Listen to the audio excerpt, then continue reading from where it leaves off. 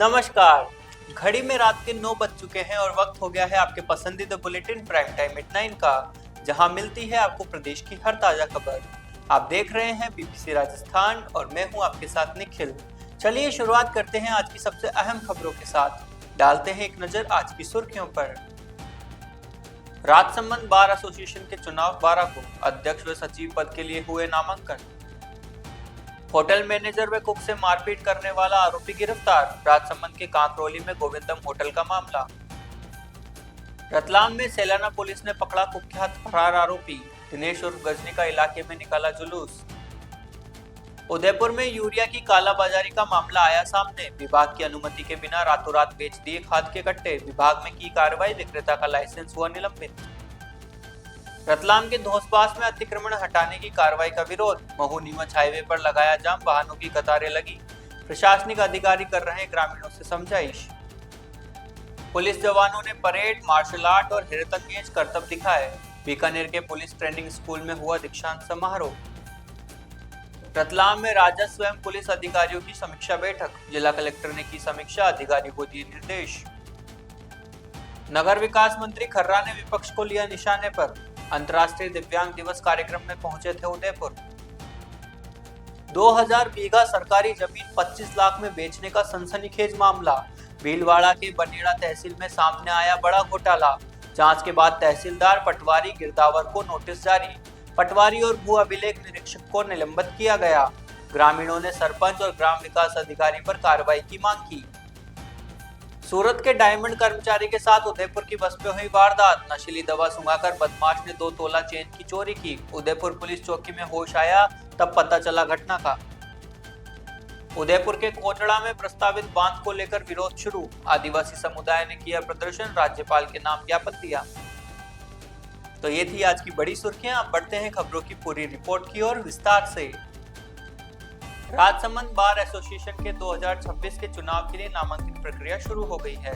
अध्यक्ष पद के लिए बहादुर सिंह चारण और सचिव पद के लिए बालकृष्ण बेरवा ने अपना नामांकन पत्र दाखिल किया है। चुनाव अधिकारी अनिल जोशी के अनुसार नामांकन भरने की अंतिम तिथि 5 दिसंबर है, जबकि 6 दिसंबर को नामांकन वापस लेने की अंतिम तिथि है। मतदान 12 दिसंबर को होगा। इस चुनाव में भाग लेने वाले उम्मीदवारों को अपने समर्थकों के साथ चुनाव अधिकारी के समक्ष पहुंचकर विधिवत रूप से अपना नामांकन पत्र प्रस्तुत करना होगा। नामांकन पत्रों की जांच के बाद उम्मीदवारों की अंतिम सूची प्रकाशित की जाएगी। बार एसोसिएशन के इस चुनाव में वकीलों और स्थानीय समाजों में गहरी रुचि है और ये संगठनात्मक भविष्य के लिहाज से महत्वपूर्ण माना जा रहा है। चुनाव की सफलता और निष्पक्षता बार एसोसिएशन की कार्यशैली और न्यायिक व्यवस्था पर सकारात्मक प्रभाव डालने की संभावना है। राजसमंद के कांकरोली क्षेत्र में गोविंदम होटल में मैनेजर और कुक से मारपीट करने वाले 2 आरोपियों जय खोकर और भावेश चाचा को पुलिस ने गिरफ्तार कर लिया है। सीसीटीवी फुटेज में दोनों आरोपियों को होटल में घुसकर होकी से मारपीट करते हुए देखा जा सकता है। मैनेजर भागीरथ सिंह ने रिपोर्ट की कि आरोपी गेस्ट से हुई पुरानी बहस को लेकर होटल में आकर भिड़े और हमला कर दिया। एसपी ममता गुप्ता के निर्देश पर विशेष टीम बनाई गई, जिसने दोनों को मुखर्जी चौराहा क्षेत्र से दबोचा। पूछताछ में दोनों ने वारदात कबूलते हुए बताया कि यह कार्रवाई उनके मित्र डॉक्टर पलाश पालीवाल की पुरानी अनबन के चलते की गई। पुलिस ने घटना में प्रयुक्त स्कॉर्पियो भी जब्त कर ली है। गिरफ्तारी के बाद आरोपी हाथ जोड़कर माफी मांगते दिखे। यह घटना राजसमंद में कानून व्यवस्था के प्रति पुलिस की सतर्कता को दर्शाती है। इस मामले की आगे की जांच जारी है। रतलाम जिले के सेलाना में पुलिस को बड़ी कामयाबी मिली है। लंबे समय से फरार चल रहे कुख्यात आरोपी दिनेश उर्फ गजनी को सेलाना पुलिस ने गिरफ्तार कर लिया है। आरोपी की तलाश पुलिस द्वारा काफी समय से की जा रही थी। पुलिस रिकॉर्ड के अनुसार दिनेश उर्फ गजनी पर हत्या, अवैध वसूली सहित कई गंभीर अपराधों के मामले दर्ज हैं। फरारी के दौरान आरोपी इलाके में दहशत का माहौल बनाए हुआ था। गिरफ्तारी के बाद सेलाना पुलिस ने आरोपी को कस्बे में लेकर जुलूस निकाला, जिससे आमजन में कानून का भय और पुलिस की सख्ती का संदेश दिया गया। जुलूस के दौरान भारी पुलिस बल तैनात रहा। फिलहाल पुलिस आरोपी से पूछताछ कर रही है और उससे जुड़े अन्य मामलों की भी जांच की जा रही है। सेलाना पुलिस का कहना है कि अपराधियों के खिलाफ इसी तरह की सख्त कार्रवाई आगे भी जारी रहेगी। आरोपी सकरावदा निवासी दिनेश उर्फ गजनी, पिता बाबूलाल गुर्जर, सकरावदा का निवासी, थाना सेलाना क्षेत्र का था, जिसपे पहले के कई अपराध थे और एचएस था ये सेलाना का। इसके पूर्व के 302, 307 के कुछ मामले थे और रंगदारी और जबरन वसूली के कुछ मामले थे। चूँकि आदतन अपराधी है ये, और इसको कई टाइम से हम चाह रहे थे कि इसको पकड़ में आए। तो हम लोगों ने इसके कई संभावित क्षेत्र जो इसके रहने वाले स्थान, पारिवारिक स्थान, वहाँ पर हमने दबिश दी और दबिश के दौरान हम लोगों ने बाजना, रतलाम ग्रामीण, सेलाना और आसपास के क्षेत्रों में जो है हमने इस पे दबिश देकर सूचना प्राप्त होने पर आज जो है मुखबिर सूचना प्राप्त हुई और मुखबिर सूचना पे हम लोगों ने उसे अमृत सागर तालाब रतलाम के यहाँ से गिरफ्तार कर आज कोर्ट में पेश किया जाएगा। मैम एक साथी और था इसका?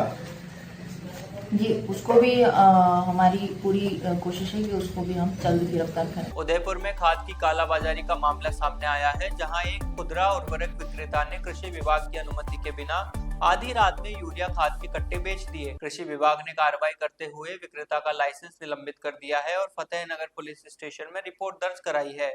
मावली तहसील के आमली गांव में स्थित मेसर्स किरण खाद्य भंडार के खिलाफ यह कार्रवाई की गई है। कृषि विभाग के संयुक्त निदेशक सुधीर कुमार वर्मा ने बताया कि विक्रेता की पोस्ट मशीन में यूरिया खाद के कट्टों के स्टॉक पड़े होने की संख्या दर्ज थी, लेकिन मौके पर स्टॉक नहीं मिला। इस मामले का वीडियो भी सामने आया है, जिसमें आधी रात को यूरिया खाद के कट्टे लेकर जाते हुए लोग दिखाई दे रहे हैं। कृषि विभाग ने कालाबाजारी रोकने के लिए सख्त कार्रवाई की है और आगे की जांच जारी है। रतलाम जिले के नामली थाना क्षेत्र के धोसवास स्थित महू नीमच हाईवे के समीप शासकीय भूमि से अतिक्रमण हटाने की कार्रवाई के बाद ग्रामीणों का विरोध जारी है। मौके पर मौजूद प्रशासनिक अधिकारियों द्वारा स्थिति संभालने के प्रयास किए जा रहे हैं। जानकारी के अनुसार एसडीएम एवं अन्य प्रशासनिक अधिकारी मौके पर पहुंचकर ग्रामीणों को समझाइश दे रहे हैं। अधिकारियों ने स्पष्ट किया कि शासकीय नाले पर किया गया निर्माण अवैध है और इसे लेकर पूर्व में नोटिस जारी किए गए थे। इसके बावजूद निर्माण नहीं रोका गया। विरोध के चलते हाईवे पर वाहनों का लंबा जाम लगा हुआ है और आवागमन प्रभावित होने की आशंका को देखते हुए भारी पुलिस बल तैनात किया गया है। प्रशासन का कहना है कि कानून व्यवस्था बनाए रखते हुए वैधानिक प्रक्रिया के तहत ही कार्रवाई की जा रही है। समझाइश का दौर जारी है, वहीं ग्रामीण अपनी मांगों को लेकर डटे हुए हैं। प्रशासन द्वारा स्थिति पर लगातार नजर रखी जा रही है। बीकानेर के पुलिस ट्रेनिंग स्कूल में दीक्षांत परेड समारोह आयोजित किया गया, जिसमें पुलिस जवानों ने परेड, मार्शल आर्ट्स और हेरतंगेज करतब का प्रदर्शन किया। मुख्य अतिथि बीकानेर रेंज आईजी हेमंत कुमार शर्मा ने पुलिस जवानों को सम्मानित किया और बधाई देते हुए शुभकामनाएं दी।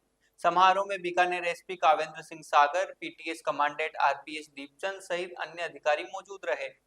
पुलिस कर्मियों के परिवारजन भी समारोह में उपस्थित रहे। 2 जिलों के 140 नए भर्ती कांस्टेबल को 1 साल की ट्रेनिंग दी गई, जिसमें इंडोर ट्रेनिंग में कानून, व्यवहारिक पुलिसिंग और भारतीय संविधान की जानकारी दी गई।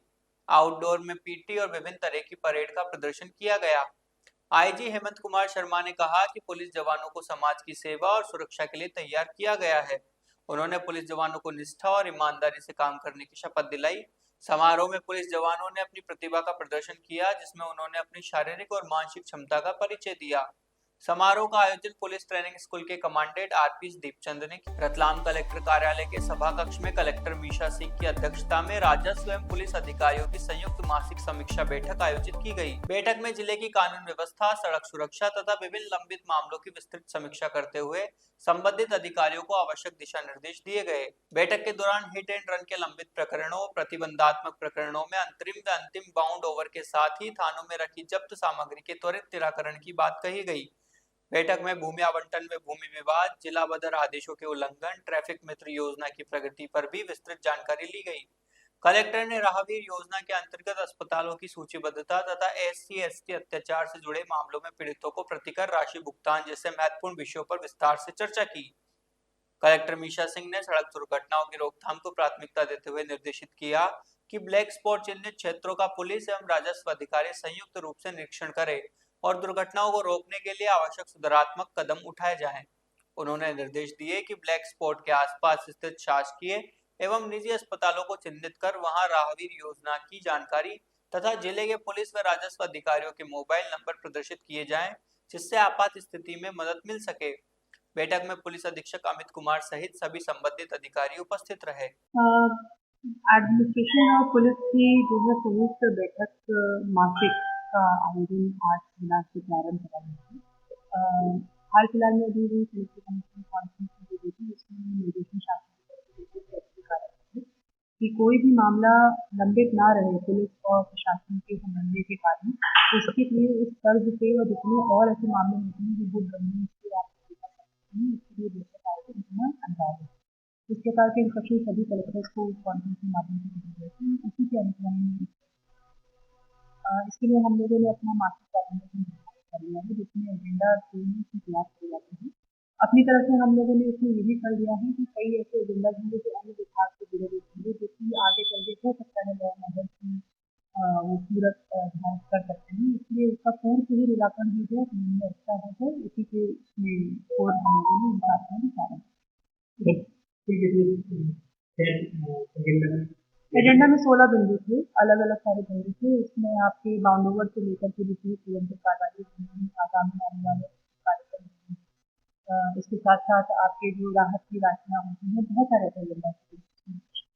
अपने जिले के अंदर कहीं जो देखा जा रहा है कि आसपास के क्षेत्र के अंदर माहौल। नगर विकास मंत्री झावर सिंह खर्रा उदयपुर प्रवास पर रहे। वे अभिलाषा विशेष विद्यालय में आयोजित अंतर्राष्ट्रीय दिव्यांग दिवस के मौके पर शामिल हुए। उन्होंने वहां दिव्यांग बच्चों से मुलाकात की और बातचीत की। बातचीत में बच्चों ने अपने साथ आ रही समस्याओं के बारे में मंत्री को बताया।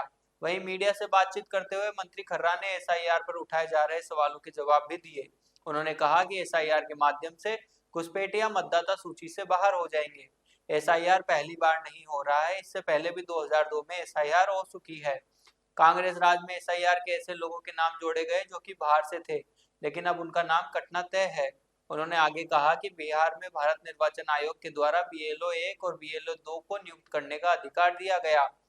इसके बावजूद किसी भी राजनीतिक दल के लोगों ने कोई शिकायत नहीं की और किसी भी भारतीय का नाम नहीं कटा। इससे यह साबित हो सकता है कि SIR बिल्कुल सही हो रहा है। विपक्ष का सवाल खड़े करना ही गलत है। इस दौरान उन्होंने पत्रकारों के कई सवालों के जवाब दिए। अभी हमने हमारे विभाग की एक अधिकारियों की समिति बनाकर गुजरात, सूरत आदि जगह भेजी थी। हमने दूसरे राज्यों में भी यूडी टैक्स को लेकर जो नियम कायदे हैं उनका अध्ययन करवा रहे हैं और आने वाले समय में हम उसमें कितना क्या कैसे एक समानता और सरलता कर सकते हैं उसके बारे में निर्णय लिया। कांग्रेस द्वारा जो वोट भीलवाड़ा जिले के बनेड़ा तहसील की ग्राम पंचायत बामनिया में 2000 बीघा राज की भूमि की अवैध तरीके से बिक्री का मामला सामने आया है। पंचायत प्रशासक रेखा चेचानी और प्रशासक प्रतिनिधि अशोक चेचानी ने बिना नीलामी प्रक्रिया कराए बम्बूल को हफीज मोहम्मद को 25 लाख रुपए में बेच दिया। ग्रामवासियों ने आरोप लगाया है कि उन्हें भ्रमित करने के लिए कहा गया कि नीलामी प्रक्रिया की गई है, लेकिन सूचना के अधिकार के तहत जानकारी मिली कि नीलामी प्रक्रिया नहीं की गई। इस मामले में बनेड़ा थाने में परिवाद दर्ज करवाया गया है और जिला कलेक्टर को ज्ञापन दिया गया है। जांच प्रक्रिया में तहसीलदार बनेड़ा, पटवारी बामनिया और गिरदावर बामनिया को दोषी मानकर 16 CC कार्यवाही की गई है और पटवारी को भू अभिलेख निरीक्षक को निलंबित कर दिया गया है। लेकिन अभी तक ग्राम पंचायत प्रशासक और ग्राम विकास अधिकारी के खिलाफ कोई कार्रवाई नहीं की गई है। सूरत में डायमंड का काम करने वाले व्यक्ति के साथ उदयपुर आ रही बस में बड़ी वारदात हुई। बस में साथ सवार एक युवक ने नशीली दवा सुंघाकर व्यक्ति के गले से 2.5 लाख रुपए कीमत की 2 तोले सोने की चेन चोरी कर ली। व्यक्ति को सीधे उदयपुर की पुलिस चौकी में होश आया तो वहां वह हैरान हो गया। पीड़ित खेमराज डांगी ने बताया कि वह सूरत में डायमंड का काम करता है। उदयपुर में अपने रिश्तेदार की शादी के लिए सूरत से रवाना हुआ था। तत्काल आना था, इसलिए सीट नहीं बुक कराई। बस स्टैंड पर खड़ा था, तब एक युवक आया और उसने भी उदयपुर जाने की बात कही। फिर उसने साथ में डबल स्लीपर बुक कराने की कहा। वह दोनों एक साथ डबल स्लीपर में सवार हो गए। बड़ौदा में बस रुकी तो दोनों ने साथ में खाना खाया। फिर सुबह उदयपुर की उदियापोल पुलिस चौकी में होश आया। खेमराज ने कहा कि बस में मोबाइल देखते हुए सो गया था। पता नहीं पुलिस चौकी कैसे पहुंचा। संभावना है कि नींद में युवक ने कोई नशीला पदार्थ सूंघाया जिससे नींद लग गई।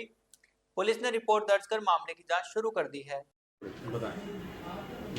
क्या घटनाक्रम हुआ आपके साथ, कहां से चले और फिर क्या क्या हुआ?